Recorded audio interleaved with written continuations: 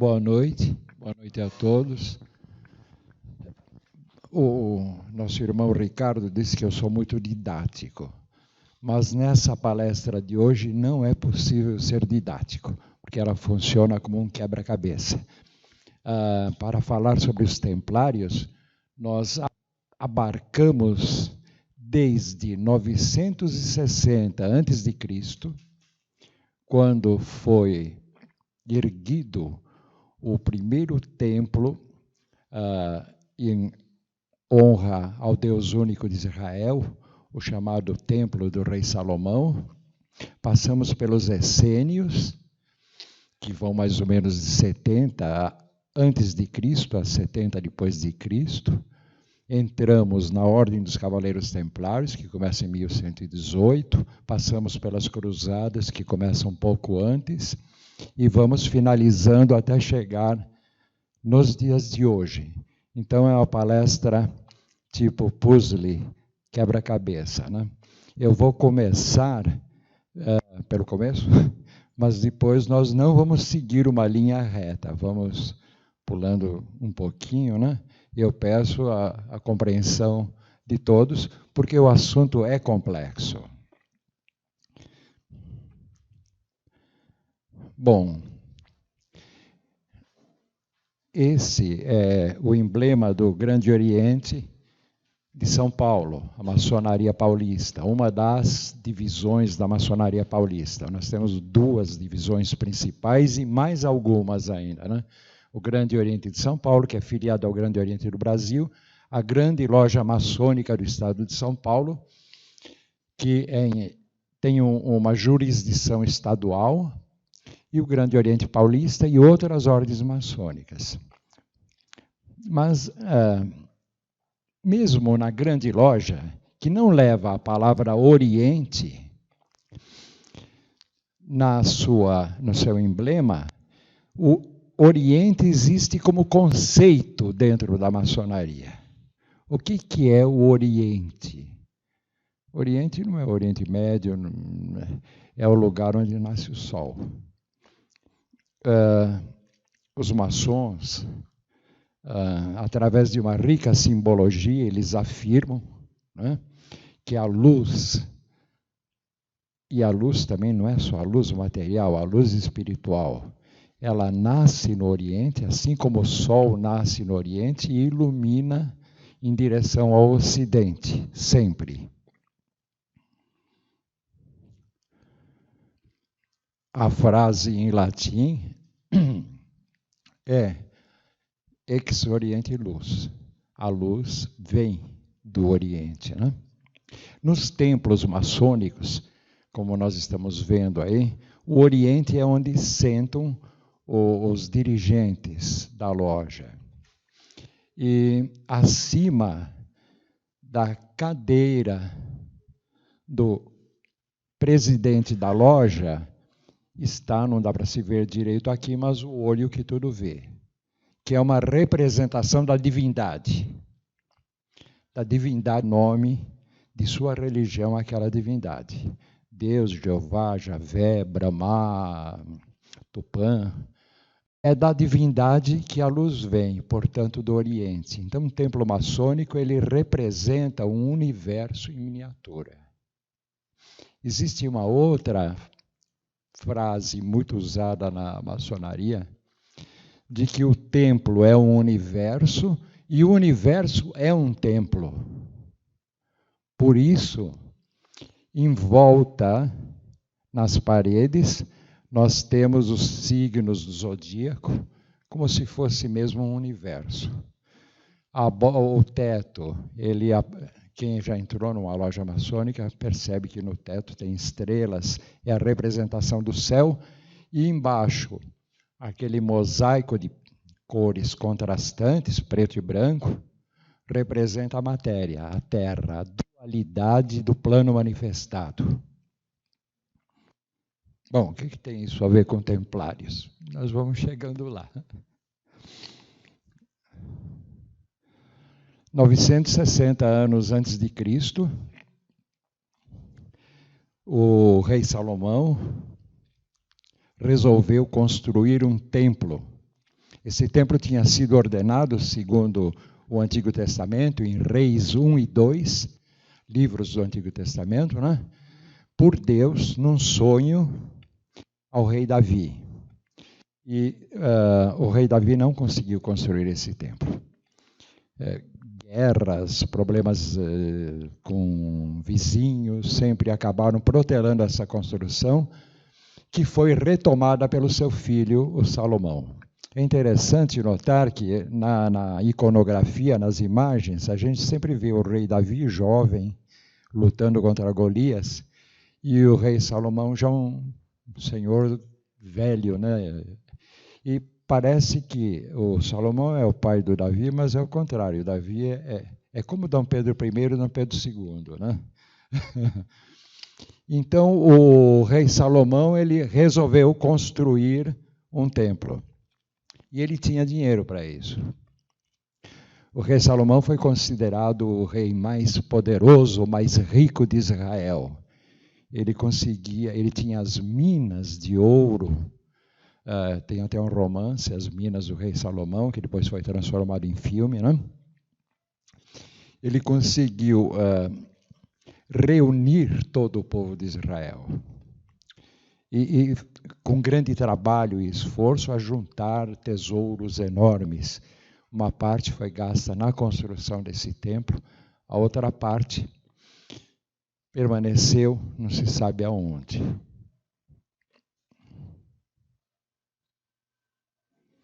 No templo foi colocada a Arca da Aliança, protegida por 2 querubins.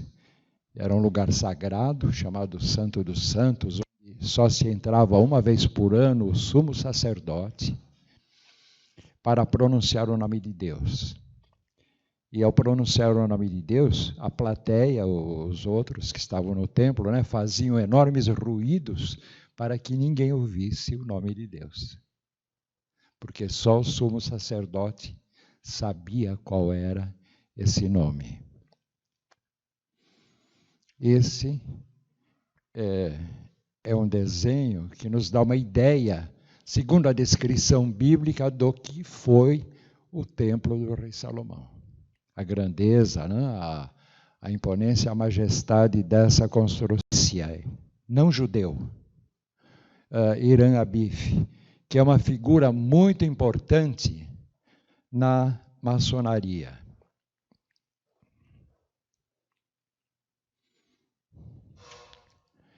E esse templo, o templo do rei Salomão, ele foi destruído mais ou menos no ano 500 a.C., né?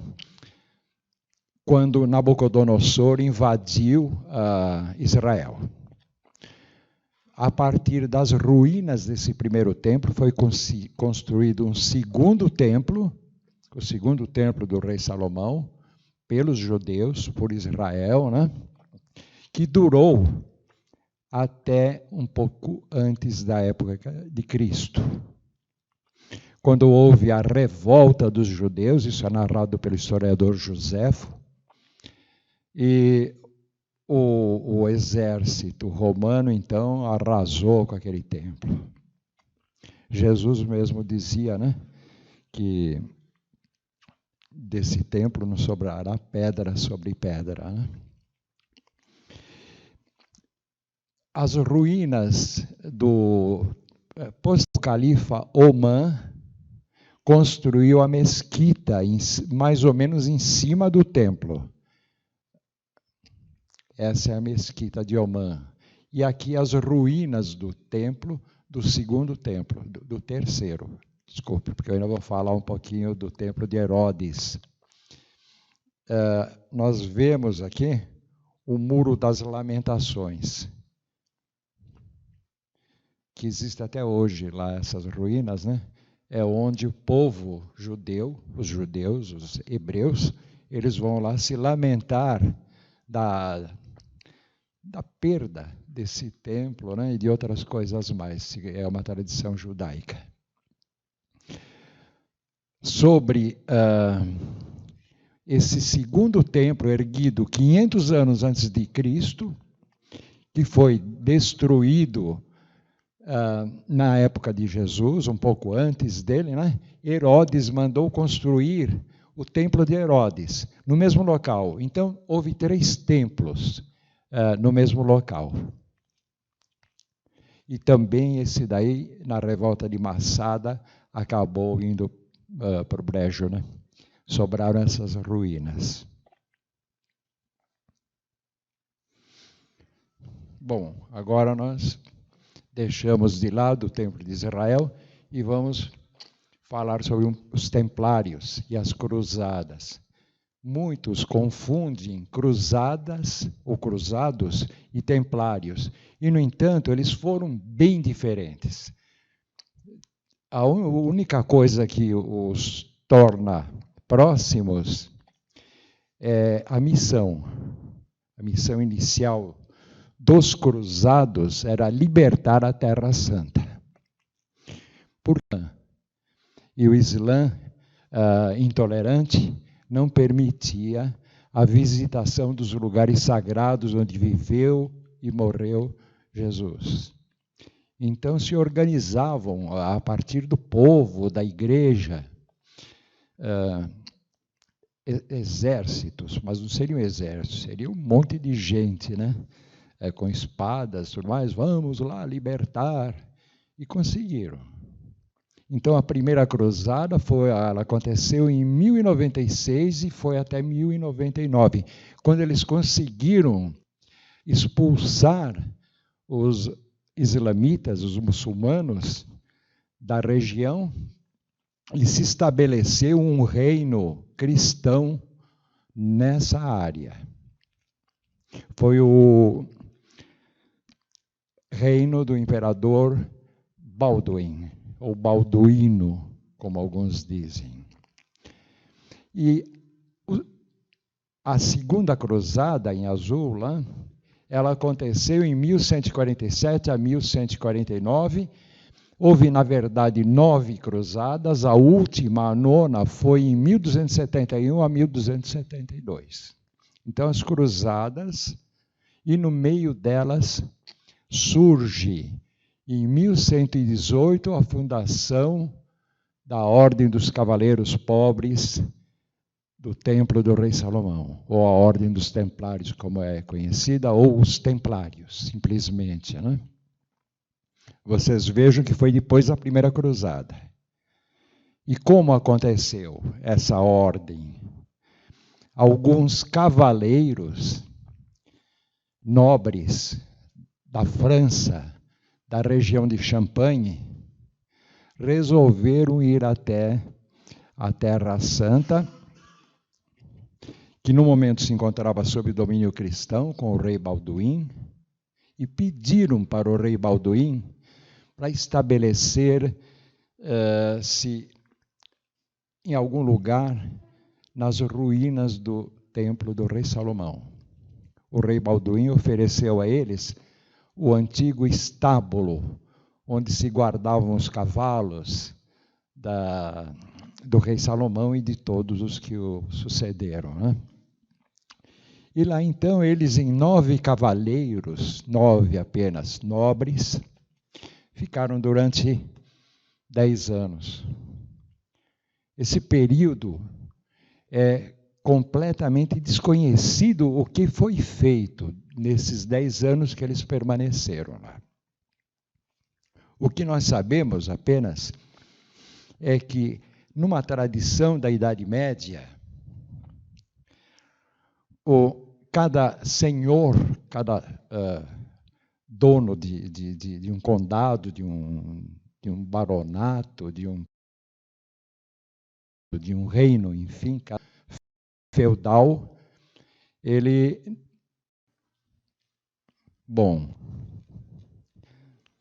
eles construíram 300 igrejas, 300 comanderias, com igrejas anexas, durante todas essas rotas.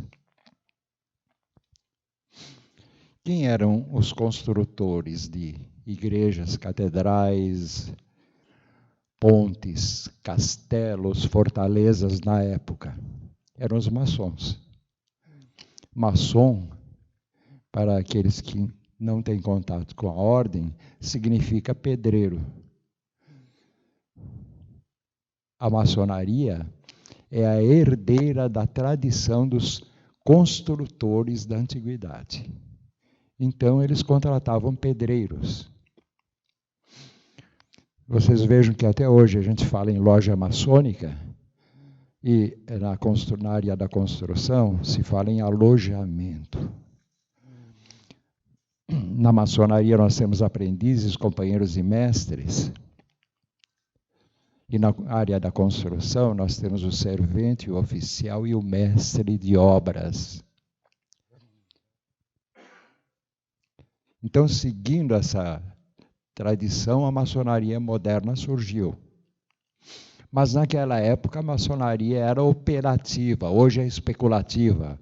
Hoje os maçons não se dedicam mais a construir coisas externas. Se busca a construção do templo interior. Naquela época não, procuravam a construção mesmo. E tinham também lá as suas filosofias, todas baseadas em coisas comuns aos construtores. Então, para um grupo de construtores, o que seria Deus? Seria um grande arquiteto do universo. É o nome que permanece até hoje na maçonaria. E o que seria um esquadro? Um esquadro é um instrumento duro que só dá ângulos retos. E um compasso? O compasso faz qualquer movimento. Então o esquadro passa a representar simbolicamente para os maçons Deus, ou a espiritualidade, e o esquadro a matéria. Um limitado, o outro ilimitado. Bom, então houve um contato muito grande de maçons, pedreiros, que construíram essas comanderias e essas igrejas, e os templários. Há uma relação entre templários e maçonaria que começa justamente aí.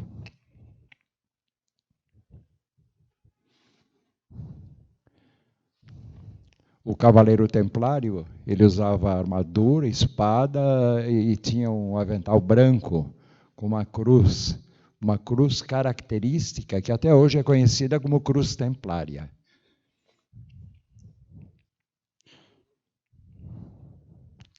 Esse, Hugues de Payens, foi o fundador da ordem, aquele primeiro nobre lá da região de Champagne, na França, que cavaleiro andante, foi até lá, pediu para o rei Balduin que queria se organizar, tal, foi oferecido a ele lá as cocheiras, as cavalariças das ruínas do templo do rei Salomão, e lá ele iniciou a criação dessa ordem. Aqui nós vemos gravuras antigas, provavelmente da época, né? Mostrando um peregrino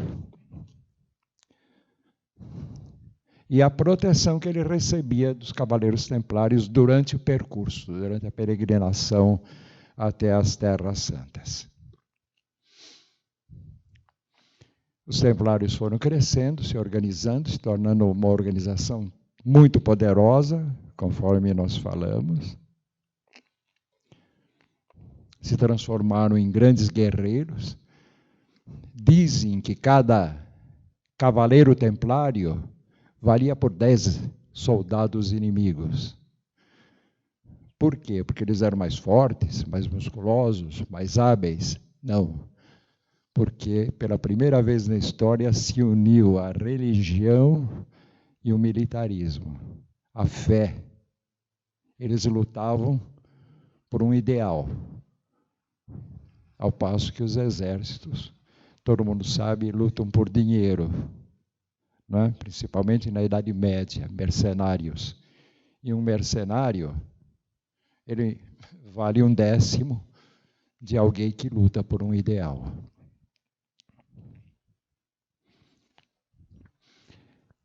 os templários e os pedreiros, ou os templários e os maçons, construíram esse tipo de coisa.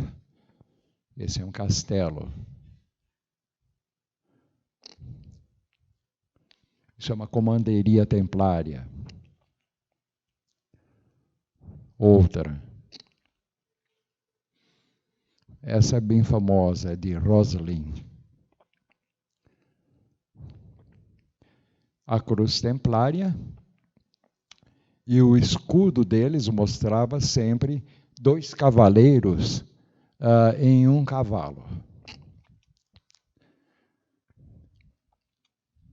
Eles tinham, na época, para ter um cavalo para cada 2 cavaleiros templários, é porque eles tinham muitos cavalos. Nenhum exército, na época, conseguia ter isso daí. Tanto que os exércitos muçulmanos do Islã, eles tinham divisão de cavalaria, como até hoje existe, né? Então, alguns a cavalo e o resto infantaria, a pé. Os templários conseguiram ter, para cada 2 cavaleiros, um cavalo. Você imagine o que significa isso em termos de valor e riqueza na Idade Média.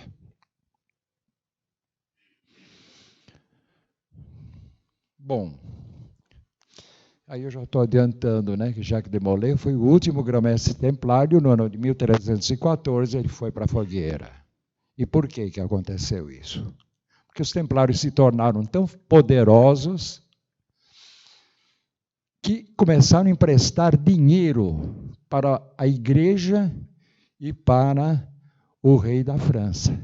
O rei Filipe, o Belo da França, estava endividado até o pescoço com dívidas com os templários. E o Papa também, pediam dinheiro emprestado, os templários davam. Eles tinham muito dinheiro. Aí resolveram se unir o Papa e o rei da França. E numa noite de sexta-feira, foram lá, prenderam todos os templários, a traição, de surpresa, né? Se fazendo passar por amigos, porque eram amigos. E assim se extinguiu na França a Ordem dos Templários. Jacques de Molay foi preso e, depois de 7 anos, condenado à fogueira. Acusação contra ele de que eles adoravam uma cabeça lá, assim, que ninguém sabia o que era, que tinha o nome de Bafomé. Então, tem muita coisa. Esses documentos existem no Vaticano. Só que todos os documentos que existem são os da igreja, que acusam os templários. Não há nenhum documento em defesa dos templários. A gente precisa imaginar, então, na época da Inquisição se mentia muito, né? Para acabar com os templários, a igreja acabou falando um monte lá que não era bem aquilo, né? Quanto à cabeça que eles adoravam e que chamavam de Bafomé, existe, hoje em dia, uma quase unanimidade em se crer que era o Santo Sudário. O Santo Sudário, na época, ele esteve em poder dos templários durante todos esses anos, durante quase um século. E o Santo Sudário era enrolado de modo que só aparecia a face de Jesus. E eles adoravam isso. Agora, na hora de mandar eles para a fogueira, diz, não, adoravam uma cabeça cortada, né, e davam o nome de Bafomé. Bafomé, em anagrama, significa sabedoria, é Sofia em hebraico ou em aramaico. Quanto ao escudo que eles tinham, que mostrava um cavalo e 2 cavaleiros montados, acabaram sendo acusados de sodomia também, homossexualismo e coisas assim. Bom, E com tudo isso daí, eles foram exterminados, principalmente na França. Muitos conseguiram fugir e foram procurar outros lugares. Um dos lugares que eles encontraram refúgio foi na maçonaria.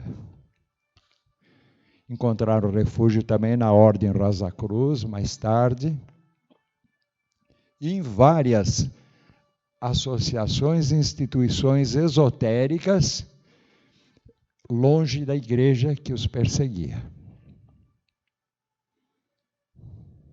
Agora pulamos para 1945, pouco tempo atrás. No Mar Morto. O Mar Morto fica lá perto. É onde viviam uma seita judaica conhecida como os essênios.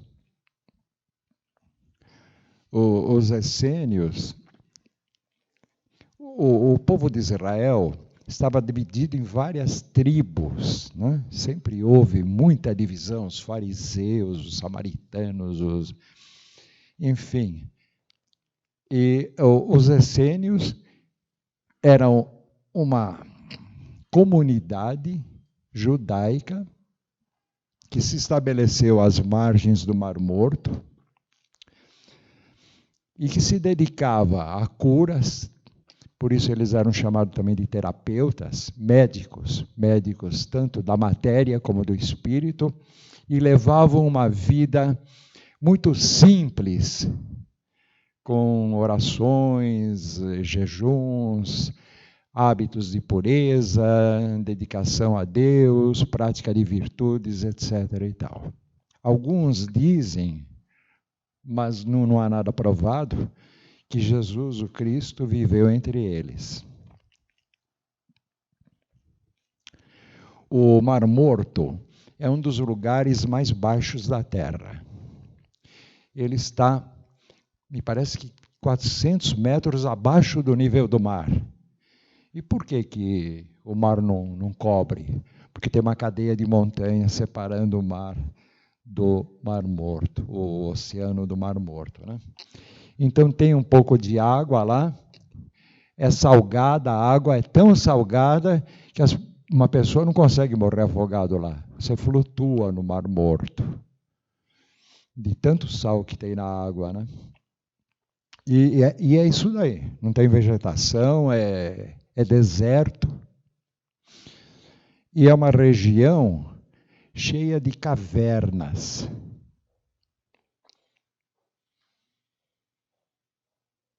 Se vocês notarem, ó, aqui tem uma caverna, outra. Aqui. Em todo lugar tem, nas rochas, elas são furadas, né, e se abrem para dentro. Então, em 1945, nessa região, esses dois irmãos Juma, pastores de cabras, porque lá a única coisa que dá para criar é cabra. Não tem mais nenhuma outra atividade para sobreviver. Um deles uma cabra se desviou do rebanho, e ele foi atrás da cabra, começou a subir e tal, a cabra entrou numa dessas cavernas, né, que tinha um buraco escuro, fundo, então ele quis saber a profundidade desse buraco para ver se entrava ou não. Ele pegou uma pedra e jogou lá dentro do buraco.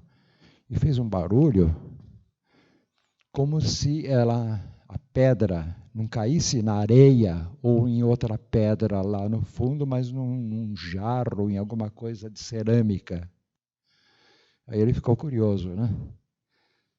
Imagine, numa terra onde se fala de Alibaba e os 40 ladrões, os tesouros lá de Aladim, né, a lâmpada mágica, né, ele passou a imaginar alguma coisa que tivesse lá dentro.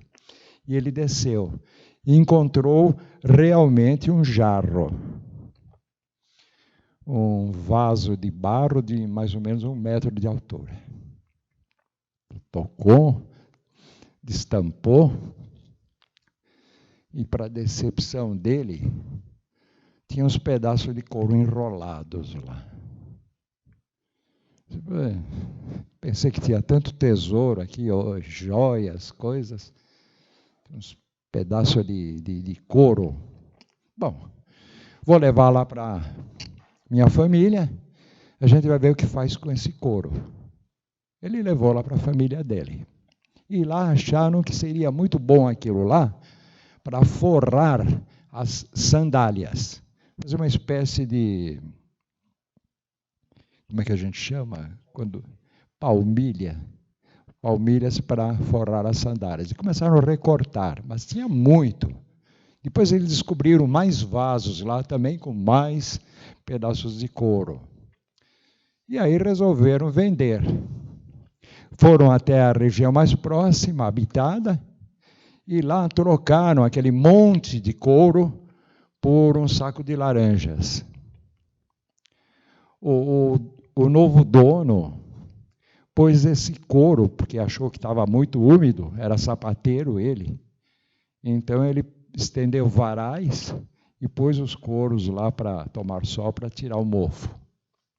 Aí passou alguém que entendia um pouquinho mais das coisas e disse, espera aí, isso daí não é pedaço de couro, isso daí é manuscrito e deve ser bem antigo.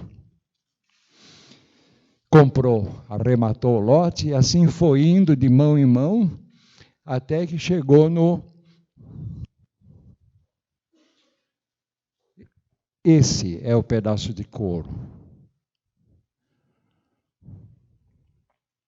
Chegou no arquimandrita Atanásio Samuel, uma espécie de arcebispo da Igreja Católica Ortodoxa da região.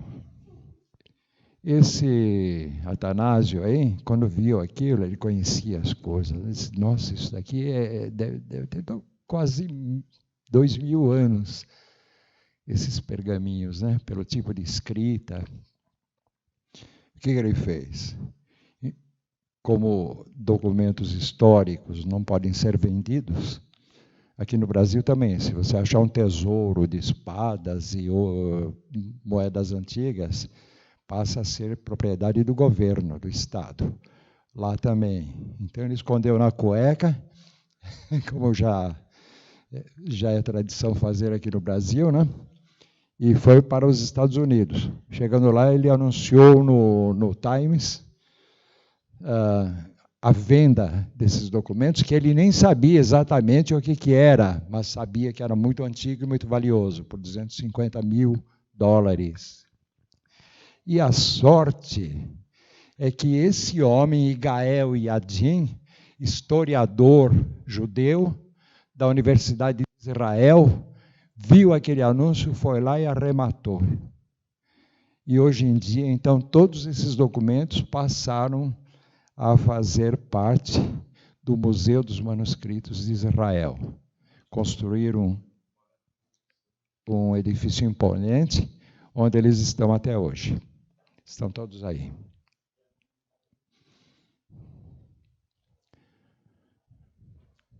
Bom, mas onde eu quero chegar?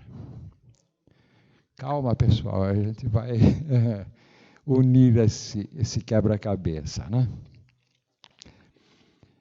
Depois que esses documentos foram descobertos, os primeiros, aquela região do Mar Morto virou o que a gente vê nos filmes de faroeste, quando descobriram ouro lá no oeste dos Estados Unidos. Então, todo mundo correu para lá. Aventureiros, cientistas, pesquisadores, gente séria, comerciantes, gente não séria, todo mundo querendo descobrir. E descobriram 13 cavernas com documentos, utensílios, até um esqueleto encontraram numa dessas cavernas, que muitos acharam que poderia ser do mestre da justiça, que é o Jesus Cristo que viveu entre os essênios, mas depois se descartou essa possibilidade. Mas encontraram muita coisa, tanto que deu para formar um museu. E na caverna, eles foram classificando, as caverna número 1, onde foram encontrados os primeiros, número 2, na caverna número 3, encontraram uma coisa inusitada. Um pergaminho de cobre. Porque todos os outros eram pergaminhos feitos em couro de animais, né?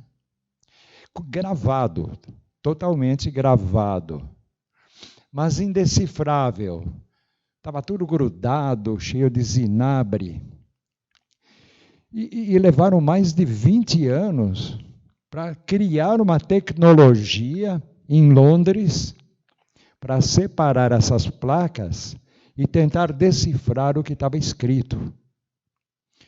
O mundo acompanhou isso daí, curioso. O mundo da arqueologia, da antropologia, né, dos estudiosos de religiões. Que será que dá? Porque o cobre, naquela época, era valiosíssimo. Então, para escrever em folhas de cobre, precisaria ser alguma coisa muito importante mesmo, né? Alguma coisa que valesse a pena de preservar. E quando conseguiram separar isso daí, decifrar o que estava escrito, acharam estranho. Era uma lista enorme de locais onde estavam escondidos tesouros. Então, traduzindo o que está escrito lá, em tal lugar, né? Na cisterna onde os cavalos do califa bebem água, andando 10 passos, está cavando, nós vamos encontrar 1 tonelada de prata. Em tal lugar onde o riacho deságua não sei o quê, 2 toneladas de ouro, moedas de ouro, não sei o quê, tesouros enormes, avaliados em bilhões. Só que, depois de 2000 anos, onde que eram esses lugares que tinha que andar perto, chegar até uma árvore? A árvore já não estava mais lá, já não tinha mais cavalo, já não tinha mais nada, né? O riacho foi desviado, foi canalizado, então não conseguiram encontrar nada.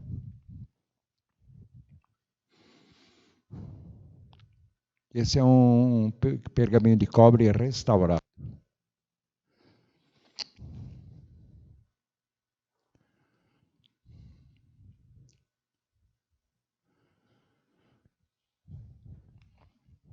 E aí o que se começou a imaginar? Quem é que esteve nesses locais? Os Cavaleiros Templários. A organização nasceu nas cavalariças do templo do rei Salomão. Os essênios viviam lá perto, no Mar Morto. Desde o rei Salomão, que tinha tesouros incalculáveis, nunca se soube o que foram feitos desses tesouros. Isso daí passou depois para o 2º templo, para o 3º templo. Provavelmente, esses 10 cavaleiros, esses 9 cavaleiros que ficaram 10 anos lá, ficaram fuçando até descobrir esses tesouros. E com eles se constituiu a Ordem dos Templários. Então é por isso que eu quis mostrar tudo isso. E a Ordem dos Templários não terminou. Ela terminou oficialmente na França, eles foram perseguidos, foram mortos, mas muitos fugiram e vieram a se estabelecer. Alguns na Irlanda e deram origem à maçonaria na Escócia, deram origem ao rito escocês antigo e aceito da maçonaria. E outros foram para Portugal. E tiveram uma boa acolhida da coroa portuguesa. Os templários conheciam, eles protegiam os peregrinos por rotas, terrestres e marítimas. Então, eles tinham também uma frota templária. E parte dessa frota acabou indo para Portugal. Acabou indo parar em Portugal, e em 1417, com esses conhecimentos templários e com o acréscimo dessas frotas, o infante Dom Henrique funda a Escola de Sagres, uma escola de tecnologia marítima, né, que desemboca nos grandes descobrimentos. Vocês vejam a posição privilegiada de Sagres, né, e a escola.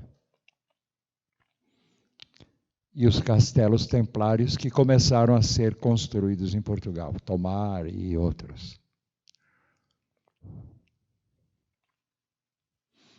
Vejam, sempre presente, a cruz templária. Agora com um novo nome. A Ordem de Cristo.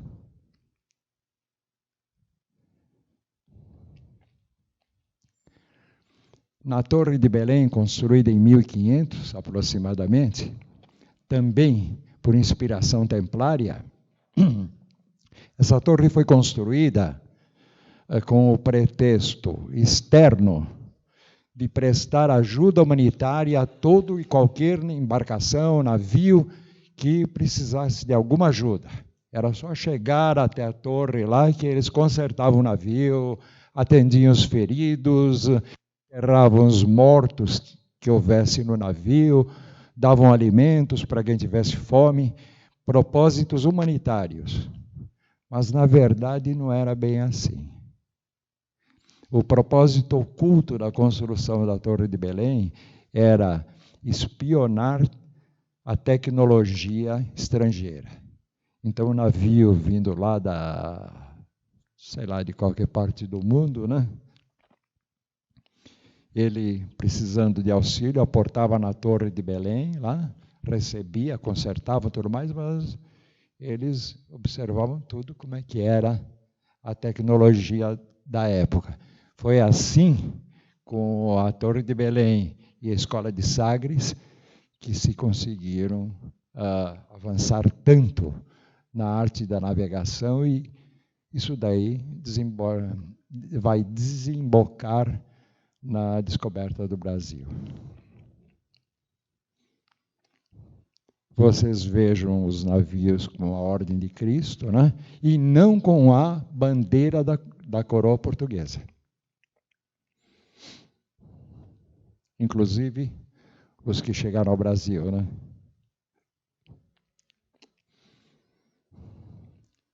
Isso redunda na descoberta do Brasil pela Ordem de Cristo, que são os Cavaleiros Templários com outro nome. Bom, aqui no Brasil,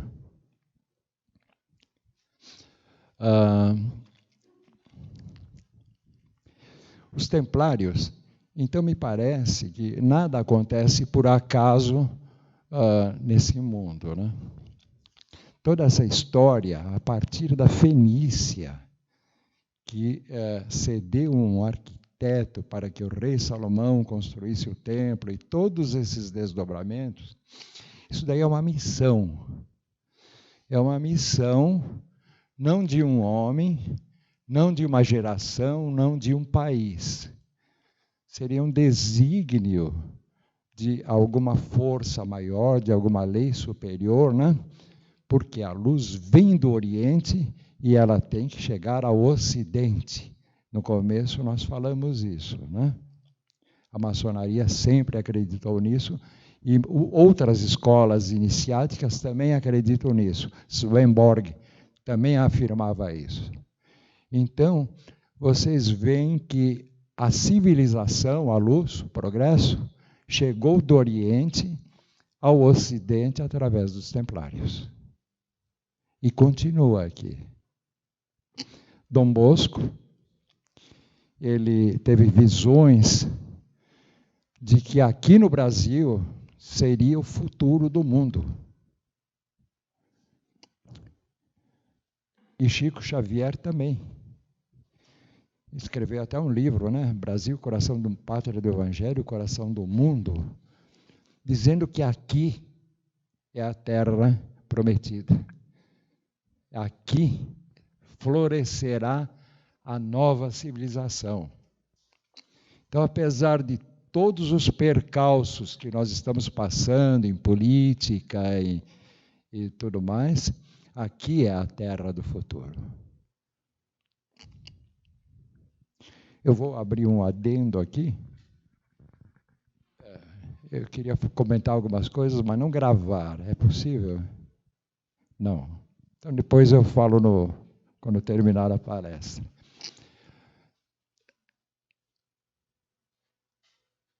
A bandeira da cidade de São Paulo, com um lema muito forte para os templários: não sou conduzido, conduzo.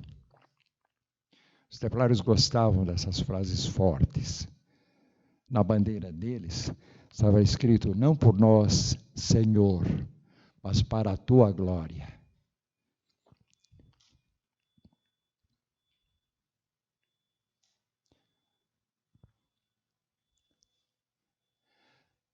Helena Petrovna Blavatsky tem uma frase que eu copiei do seu livro, A Síntese da Doutrina Secreta, né? Onde ela fala das civilizações ou raças que virão posteriormente, né? Segundo a teosofia, nós estamos na quinta raça, na quinta sub-raça da quinta raça, né? Eu quero só deixar claro que raça aqui não é etnia. Todos nós que estamos no momento vivos sobre o planeta Terra e temos o estado de consciência da quinta raça. É estado de consciência, não é etnia. Então, a Madame Blavatsky, né, ela afirma o seguinte: a América tem o karma, eu até diria o dharma, a missão, por isso que eu pus missão templária em cima, de semear a futura sexta raça, maior e mais gloriosa que todas as que conhecemos até agora.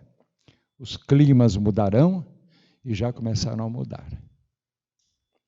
Então, me parece que é uma missão, mas, como eu disse, não uma missão de um homem, de uma nação, de uma época. É um dos objetivos da evolução planetária, que a luz venha do Oriente para o Ocidente e está chegando aqui.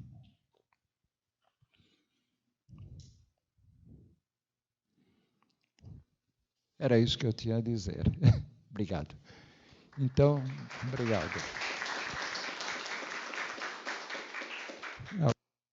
A gente deixa aberto, não sei, para perguntas, né?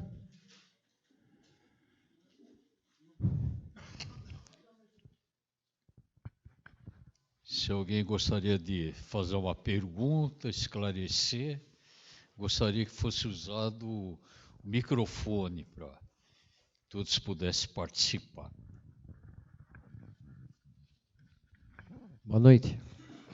Sobre o detalhe daquela descoberta daquele livro de cobre com o enriquecimento dos templários, como aconteceu isso? Porque, como o senhor está falando, que foi descoberto, talvez por eles, aquelas grandes fortunas que estavam naquele livro de cobre.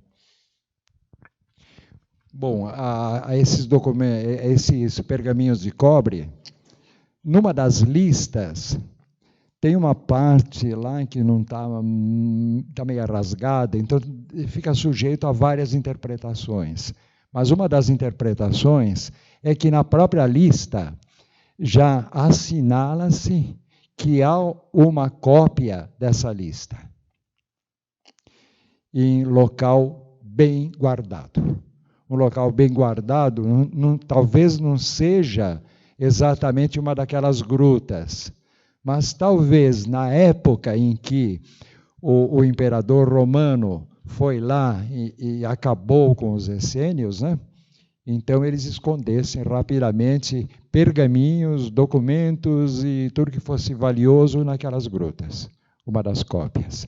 A outra ficou lá perdida nas ruínas do templo do rei Salomão. Provavelmente foi encontrada pelos templários, porque só assim se explica como 10 cavaleiros, ficando 10 anos lá, ninguém sabe fazer o quê? E de repente explode uma ordem majestosa e monumental como a Ordem dos Templários. Então, não são verdades. Isso são suposições, por enquanto, não é? Obrigado pela sua pergunta.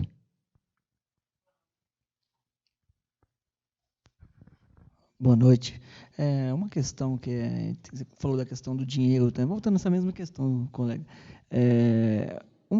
Na história, a gente é dito, né, você vê na história que esses cavaleiros, então vamos pegar o período absolutista, nessa época era um período absolutista, tá, tinha ali os feudos, né, então tinham pequenos feudos que tinham ali os seus senhores, e como o filho primogênito ia herdar o feudo, ali as riquezas, geralmente o segundo, o terceiro filho iam para a igreja, eles iam para a igreja para ser cavaleiros. E uma das questões, uma das teorias das cruzadas era conquistar o Oriente, ganhar terras, né, porque esses cavaleiros ganhariam terras, conquistando o Oriente, e as riquezas também. Né. Sabe-se que uma das cruzadas conseguiu um êxito, entretanto, depois perderam, mas o que foi o êxito das cruzadas? Abriu o caminho do mar Mediterrâneo e o caminho do Oriente. E aí liberou o comércio. E aí, nessa teoria, né, aí, o dinheiro também, muitos deles foi nessa questão dos impostos, né, desse comércio que foi liberado, que a questão do Brasil, a descoberta do Brasil, também essa questão de ter um outro caminho para chegar às Índias, outro caminho que não pagasse impostos, né, que tivesse que passar por lá. E também, acho que essa também é uma teoria também que é dita, desses cavaleiros que vão ganhar dinheiro também nessas rotas de comércio, também que vai ser aberta, né, para o Oriente. Obrigado pelas suas colocações, né? A gente sempre aprendendo um pouquinho mais, né? Agora, eu vejo também assim, né? Depois que a ordem foi instituída por São Bernardo de Claraval, recebeu a bula papal, etc. e tal, né? Então aí eles passaram a ganhar dinheiro. Mas no começo eram 10 cavaleiros lá querendo de um rei desconhecido, o rei Balduim, montar numa ordem de monges guerreiros, cavaleiros lá para defender as rotas. Então o dinheiro inicial, talvez, ninguém sabe, tenha sido esse, dos pergaminhos de cobre. Mas são hipóteses, né? Obrigado pela sua participação. Oi?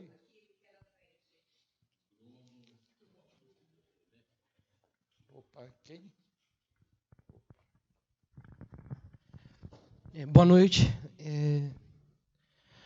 A princípio dá para perceber que desde o começo essa relação da igreja instituída, aquela que é oficial, que o Império Romano aceita no princípio, com os templários, é bem conturbada, né?